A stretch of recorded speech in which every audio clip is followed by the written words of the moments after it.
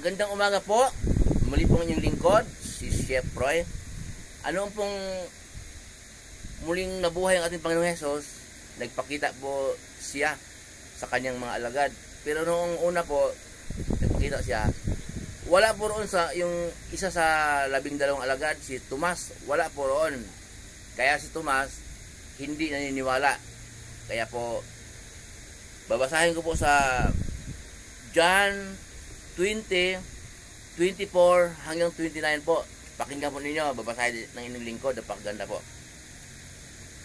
Ngunit si Tomas na tinatawag na kambal at kabilang sa 12 alagad ay wala roon nang dumating si Jesus. Kaya't sinabi sa kanya ng iba pang mga alagad, "Nakita namin ang Panginoon." Sumagot si Tomas, "Hindi ako maniniwala hanggat hindi ko nakikita ang mga butas ng mga pako sa kanyang mga kamay, at hanggat hindi ko nailagay ang aking daliri sa mga iyon at mahahawakan ang kanyang tagiliran." Makalipas ang 1 linggo, muling nagkatipon sa loob ng bahay ang mga alagad at kasama nila si Tomas. Nakasara ang mga pinto, ngunit pumasok si Jesus at tumayo sa kalagitnaan nila. Sinabi niya, "Sumainyo ang kapayapaan." At sinabi niya kay Tomas, "Ilagay mo ang iyong daliri dito at tingnan mo ang aking mga kamay. Ilagay mo ang iyong kamay sa aking tagiliran. Huwag kang mag-alinlangan pa, sa halip ay maniwala ka." Sumagot si Tomas, "Panginoon ko, Diyos ko." Sinabi sa kanya ni Jesus, "Naniniwala ka na ba dahil nakita mo ako? Pinagpala silang hindi nakakita, gayon may naniniwala." Yun po. Yung 12 alagad ng ating Panginoong Hesus, kabilang po doon, wala na si Judas po noon. Nagbigti na. So, 11 na lang. Kabilang po si Tomas. Pero noong unang nagpakita ang ating Panginoong Hesus, kaya po nakasara ang pinto, natakot po sila sa mga Hudyo.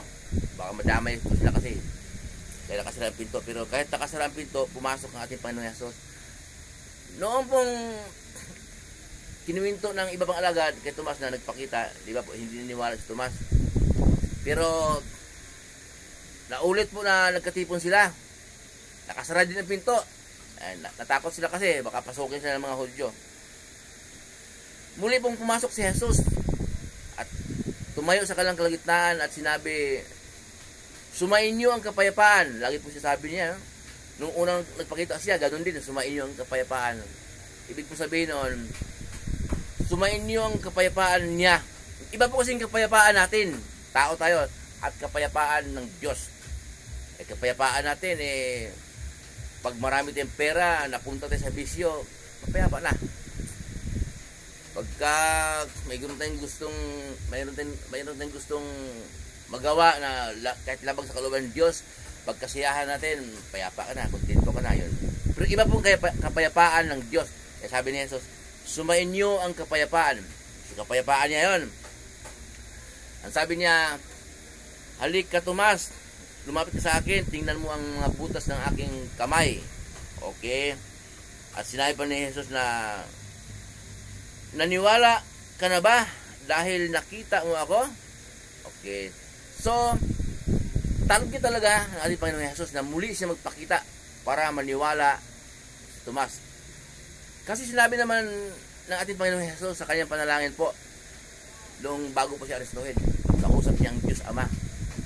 Sa panalangin niya sa Diyos Ama, sabi niya, "Isa man sa aking mga alagad ay walang mapahamak. Walang napahamak. Walang mapahamak." So, para hindi mapahamak si Tomas, ay isa man sa kanyang mga alagad, walang mapahamak, maliban sa taong humanap ng kanyang kapahamakan upang matupad ang kasulatan.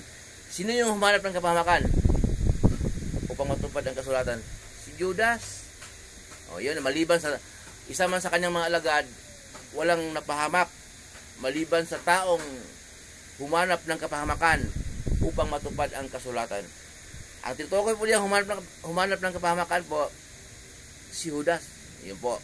At kaya po sinabi natin Panginoon Jesus na walang mapahamak. Ayaw po niyang mapahamak si Tomas. Kapag hindi ka naniniwala sa ating Panginoon Jesus, mapahamak ka. Imperno, ibig sabihin po noon. Kaya ayaw niya mapahamak si Tomas. Talagang nagpakita muli ang ating Panginoon Jesus sa mga alagad na, halika Tomas, talagang niya na, paniwala ka. Ayan, tingnan mo ako tagiliran ko. May butas, tingnan mo yung mga pinagpakuan. Talagang ininggan niyo talaga niya maniwala. Maniwala, salit maniwala ka na, huwag kang mag-alinlangan.